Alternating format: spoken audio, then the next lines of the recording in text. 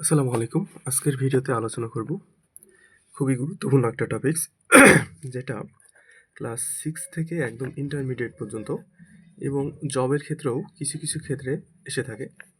সেটি হলো ডিগ্রি। ডিগ্রির আজকের ভিডিওতে A to Z আলোচনা করব। যদি কেউ ভিডিওটি প্রথম থেকে শেষ পর্যন্ত দেখেন, ডিগ্রির আর কোনো সমস্যা থাকবে না ইনশাআল্লাহ। তাহলে দেখেন, ডিগ্রি শব্দের অর্থ তুলনা। তাহলে ডিগ্রি শব্দের অর্থটা আমাদের কিন্তু জানতে হবে। ডিগ্রি শব্দের অর্থ হচ্ছে তুলনা, অর্থাৎ এখানে মেইনলি তুলনা করা বোঝায়। ডিগ্রি মূলত হচ্ছে 3 প্রকার। তাহলে ডিগ্রি হলো 3 প্রকার। আচ্ছা, তাহলে এই 3 প্রকার কি কি? প্রথমে জানি আমরা যে পজিটিভ ডিগ্রি,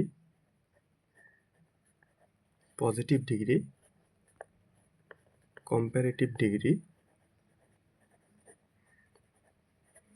এবং হলো সুপারলেটিভ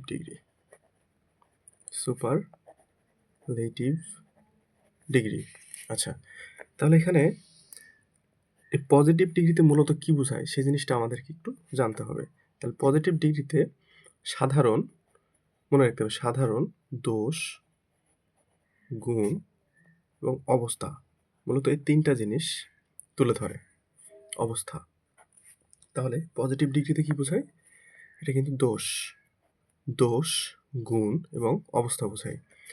কম্পারেটিভ ডিগ্রি মূলত দুইজন ব্যক্তি বা বস্তুর মধ্যে তুলনা বোঝায়। দুইজন ব্যক্তি বা বস্তুর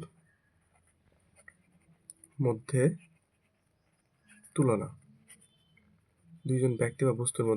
তুলনা বোঝাবে। এবং এই সুপারলেটিভ ডিগ্রি 3 জন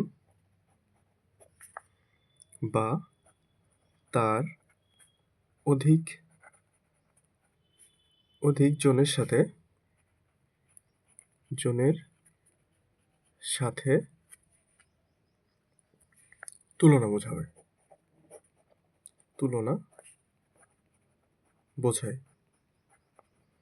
তাহলে দেখেন, ডিগ্রি শব্দের অর্থ তুলনা। ডিগ্রি মূলত 3 প্রকার, যথা positive degree, comparative degree, superlative. এখন পজিটিভ দ্বারা কি বোঝায়? সাধারণ দোষ, গুণ এবং অবস্থা বোঝাবে। কম্পারেটিভ ডিগ্রি 2 জন ব্যক্তি বা বস্তুর মধ্যে তুলনা করা বোঝাবে।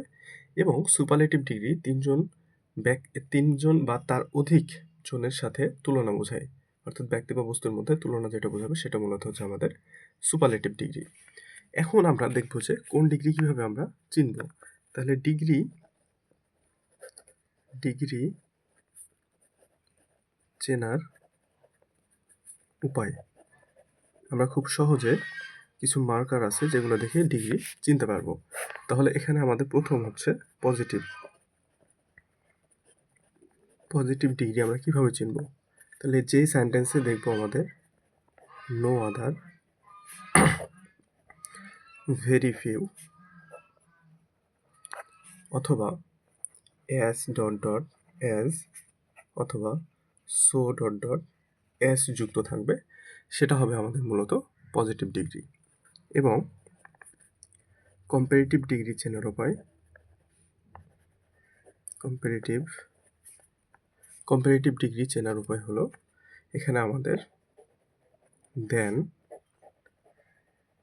দেন, এনি, আদার, দেন, অল আদার অথবা দেন, মোস্ট আদার। অর্থাৎ যে সেন্টেন্সের মধ্যে আমরা এই সাইনগুলো দেখব, দেন এনি আদার, দেন অল আদার এবং দেন মোস্ট আদার, সেটা হবে আমাদের কম্পারেটিভ ডিগ্রি। এরপরে আসি আমরা সুপারলেটিভ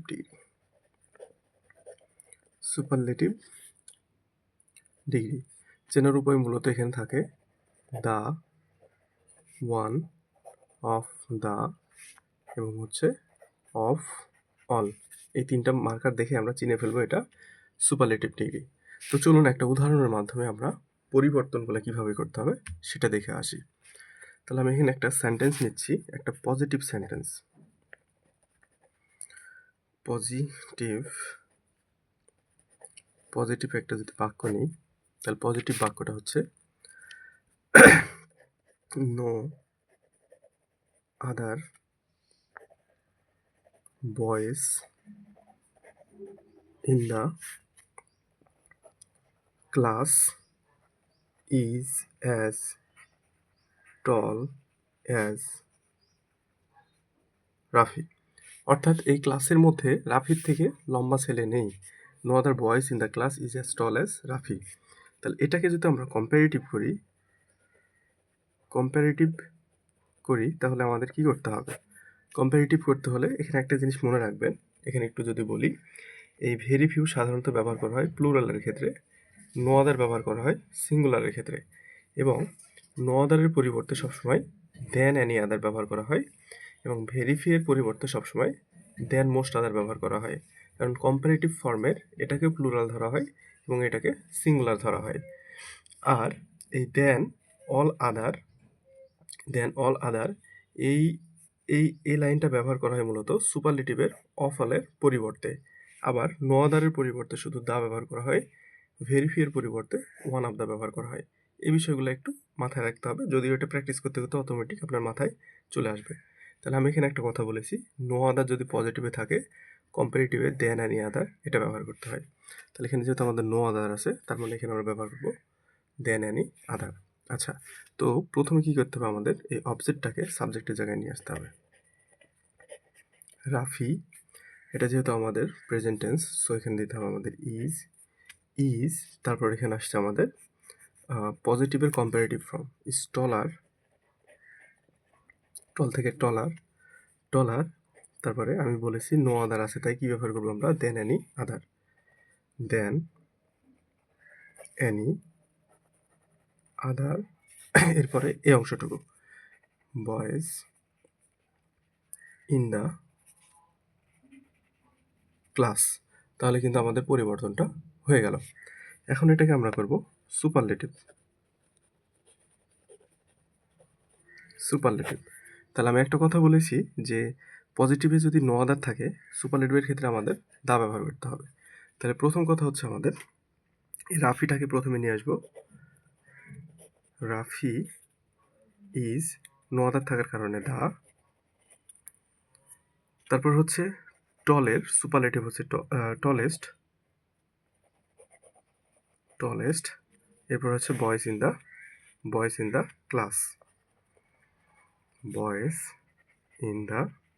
ক্লাস, তাহলে আমরা এই নিয়মগুলো যদি একটু মনে রাখি খুব সহজেই কিন্তু পজিটিভ থেকে কম্পারেটিভ থেকে আবার সুপারলেটিভ আমরা কনভার্ট করতে পারি, বা পজিটিভ থেকে সুপারলেটিভে কনভার্ট করে ফেলতে পারি খুব সহজে।